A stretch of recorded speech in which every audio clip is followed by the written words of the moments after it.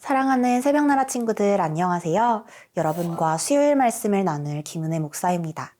오늘 말씀을 통해 하나님의 마음을 깨닫는 시간이 되기를 바랍니다. 여러분은 드라마를 많이 보는 편인가요? TV를 틀면 정말 다양한 채널에서 다양한 드라마가 방영되는 것을 확인할 수 있습니다. 새로운 드라마가 끊임없이 이어지고 옛날에 방영했던 유명한 드라마가 재방송되기도 합니다.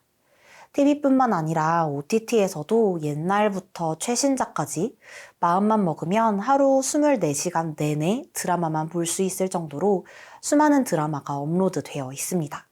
그런데 이렇게 수없이 다양한 드라마의 주제는 대부분 하나같이 사랑입니다. 한국 드라마에 대한 우스갯소리 중 의학 드라마는 의사가 사랑하는 이야기, 법률 드라마는 변호사나 검사가 사랑하는 이야기, 사극은 옛날 사람들이 사랑하는 이야기라는 말이 있을 정도입니다. 하지만 드라마에 등장하는 사랑은 사랑에 대한 단편적이고 왜곡된 모습만을 보여줍니다. 오늘 말씀은 세상에 존재하는 다양한 사랑 중 가장 중요한 사랑에 대해 이야기합니다. 오늘 말씀의 제목은 새 계명은 사랑입니다. 오늘의 말씀은 요한복음 13장 31절에서 38절입니다. 유다가 나간 뒤 예수께서 말씀하셨습니다. 이제는 인자가 영광을 받게 되었고 하나님께서도 인자로 인해 영광을 받게 되셨다. 하나님께서 인자로 인해 영광을 받으시면 하나님께서도 몸소 인자를 영광되게 하실 것이다. 이제 곧 그렇게 하실 것이다. 자녀들아, 이제 잠시 동안은 내가 너희와 함께 있을 것이다. 그러나 너희가 나를 찾을 것이다. 내가 전에 유대 사람들에게 말한 대로 너희에게도 말하는데 내가 가는 곳에 너희는 올 수 없다. 내가 너희에게 새 계명을 준다. 서로 사랑하라. 내가 너희를 사랑한 것 같이 너희도 서로 사랑하라. 너희가 서로 사랑하면 이로써 모든 사람들이 너희가 내 제자임을 알게 될 것이다. 시몬 베드로가 예수께 물었습니다. 주여, 어디로 가십니까? 예수께서 대답하셨습니다. 내가 가는 곳으로 내가 지금은 올 수 없지만 나중에는 오게 될 것이다. 베드로가 물었습니다. 주여, 어째서 제가 지금은 주님을 따라갈 수 없습니까? 주를 위해서라면 제 목숨도 바치겠습니다. 그러자 예수께서 대답하셨습니다. 내가 정말 나를 위해 내 목숨이라도 바치겠느냐? 내가 진실로 진실로 내게 말한다. 닭이 울기 전에 내가 나를 3번 부인할 것이다. 구약시대에는 율법을 지키느냐 지키지 못하느냐가 하나님과의 관계를 판단하는 기준이었습니다. 그런데 유대인들은 하나님과의 관계보다 율법을 지키는 것 그 자체에 더 많은 관심을 기울였습니다. 예를 들어 하나님을 사랑하라는 말씀의 의미가 무엇인지 생각해보고 하나님을 사랑하는 삶에 대해 고민하기보다 몇 번 예배를 드려야 하나님을 사랑한다고 할 수 있는지를 연구했습니다.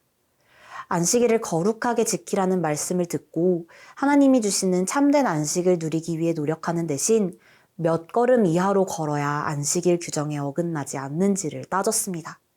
율법을 주신 하나님의 마음에 관심을 기울이기보다는 율법을 지키는 것 그 자체에 목숨을 걸고 있었던 것입니다.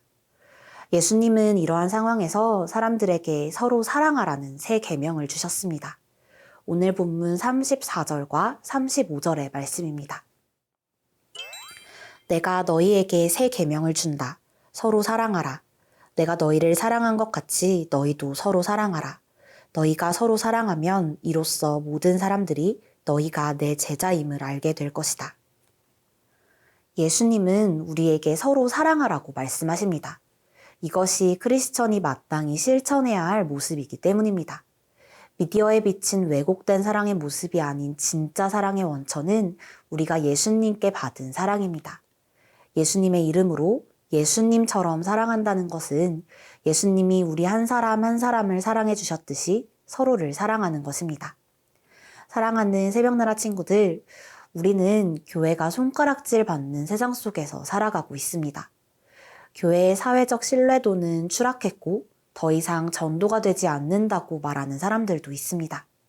이러한 위기 앞에서 우리가 하나님을 전할 수 있는 가장 최고의 방법은 서로 사랑하는 것입니다. 우리가 진심으로 서로를 사랑하는 모습을 통해 많은 사람이 우리를 진정으로 예수님을 믿는 사람이라고 볼 것입니다. 이것이 교회의 무너진 외상을 회복하고 많은 이에게 복음을 전할 수 있는 길이 될 것입니다. 예수님이 그렇게 말씀하셨기 때문입니다. 예수님의 사랑에는 용서와 인내, 자기를 내어주는 희생 등 세상에서 찾을 수 없는 사랑이 있습니다. 예수님께 받은 사랑이 세상으로 전달되도록 서로를 사랑하며 살아가는 새나 친구들이 되기를 바랍니다.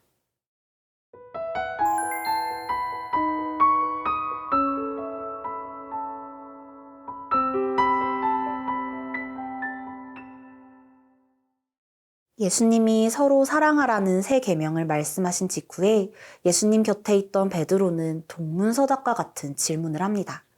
오늘 본문 36절의 말씀입니다. 시몬 베드로가 예수께 물었습니다. 주여, 어디로 가십니까? 예수께서 대답하셨습니다.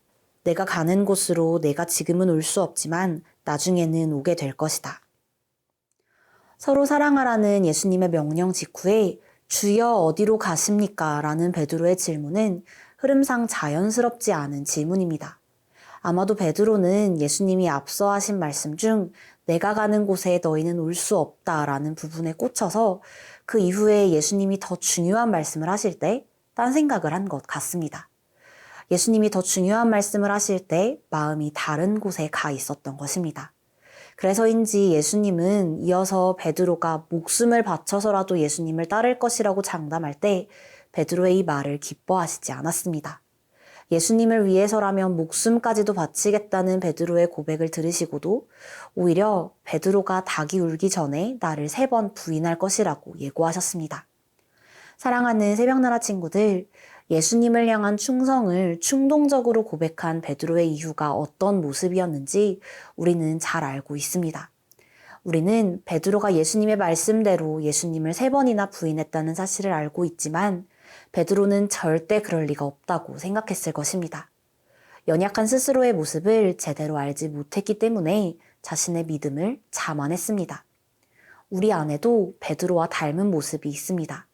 그래서 베드로가 그랬던 것처럼 감정적이고 충동적으로 하나님을 향한 맹세와 호언 장담을 하지만 그 약속을 지키지 못하고 넘어지고 또 넘어집니다.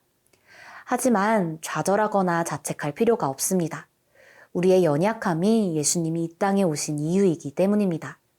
연약하기 때문에 예수님께 나아가야 하고 연약하기 때문에 예수님을 의지해야 합니다. 연약한 모습, 있는 모습 그대로 예수님께 나아갈 때 예수님은 우리의 연약함을 통해 예수님의 강하심을 보여주실 것이고 우리를 통해 예수님이 영광 받으실 것입니다. 연약한 우리를 예수님의 제자, 하나님의 자녀로 불러주신 하나님께 감사하며 날마다 예수님을 의지하며 살아가는 새나 친구들이 되기를 바랍니다.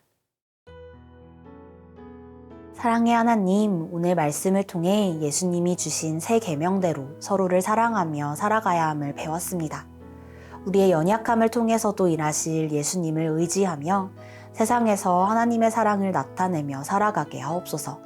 예수님의 이름으로 기도합니다. 아멘.